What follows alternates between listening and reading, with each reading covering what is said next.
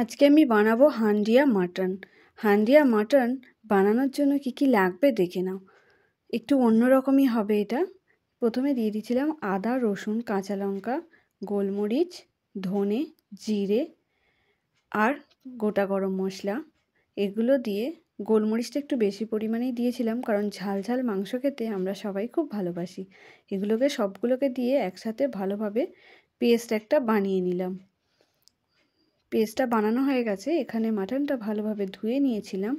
ধুয়ে নিয়ে এটাকে আমি আজকে একটু অন্যরকমই একটা প্রসেসে বানাবো। ধোয়ার পরের মধ্যে ওই বাটা মশলাটা মাখিয়ে দিয়েছিলাম। প্রথমে ওই বাটা মশলা দিয়ে দিয়েছিলাম 2 থেকে 3 চামচের মতো। দিয়ে এটাকে ভালোভাবে মাখিয়ে নিতে হবে। আর একটু বাটা মশলা সরিয়ে রেখেছিলাম। এবার এখানে দিয়ে দেব একটুখানি গুঁড়ো হলুদ। হলুদটা একটু মাংসের অনুযায়ী মাখাচ্ছি যতটা লাগবে। তারপরে দিয়ে দিচ্ছি নুন। নুনটাও তাই, নুনটা স্বাদ মতো এখানে দিচ্ছি, কারণ এর মধ্যেই যেটা নুন দেওয়ার দেবো, আলাদা করে আর দেবো না, কারণ এটা একবারেই হাঁড়িতে চাপিয়ে দেব। তারপরে দিয়ে দিচ্ছিলাম ধনে গুঁড়ো।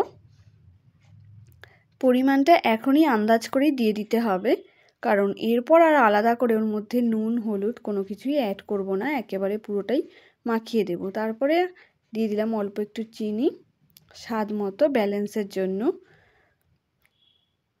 তারপরে এটাকে ভালোভাবে মাখিয়ে নিতে হবে। সবাই করে মাটির হাঁড়িতে। এখন আমি দিয়ে দিচ্ছি একটু সর্ষের তেল। তারপরে সমস্তটাই কাঁচাই দিয়ে দেব, মানে এখানে যেমন দিয়ে দিলাম টুকরো করা টমেটো, তারপরে দিয়ে দেব পেঁয়াজ। এগুলোকে খুব ভালোভাবে মাখিয়ে নিতে হবে হাত দিয়ে, সুন্দর করে মাখিয়ে বেশ কিছুক্ষণ ধরে এটাকে রেখে দিতে হবে এই অবস্থায়। এটা যতক্ষণ রেখে দেওয়া যাবে ততই মাংসটার টেস্টও বাড়বে, মশলাটাও ভালোভাবে এর মধ্যে মিশে যেতে পারবে। বেশ কিছুক্ষণ ধরে এটাকে আমি রেখে দিয়েছিলাম। ওপর থেকে একটু গরম মশলা আর মিট মশলা ছড়িয়ে দেব। দিয়ে এটাকে আবার একটু মাখিয়ে ভালোভাবে রেখে দিতে হবে ঢাকা দিয়ে।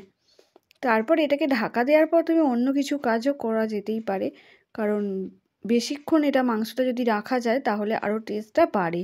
আর যেহেতু এটা হান্ডিয়া মাটন বানাবো, তাই বেশিক্ষণ ধরেই আমি এটা রেখে দেবো। এখন দেখতে পাচ্ছ নিয়ে নিয়েছি একটা সিলভারের হাঁড়ি। এখানে কোনো মাটির হাঁড়ি আমি ইউজ করছি না, কারণ আমার কাছে কিনতে যাওয়া সময় ছিল না। তার ওপরে একটা কোথায় পাওয়া যায় বা ছুটি ছাটার দিনে নিয়ে আসাটাও একটা ঝক্কির মধ্যেই পড়ে, কাছাকাছি কিছু নেই।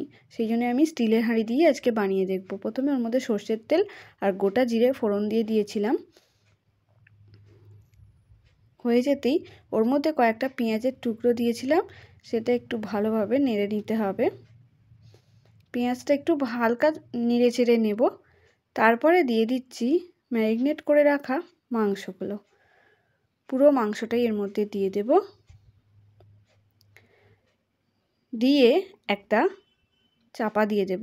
একটুখানি পরে পারলে চাপাটা খুলে দিয়ে একবার ওপর থেকে নাড়াচাড়া করে নেব, যাতে দু পিঠটাই ভালোভাবে নাড়াচাড়া হয়ে যায়। আবার চাপা দিয়ে দিচ্ছি। দেখো অতটা তেল ছেড়ে দিয়েছে, এতে বেশি জল অ্যাড করব না।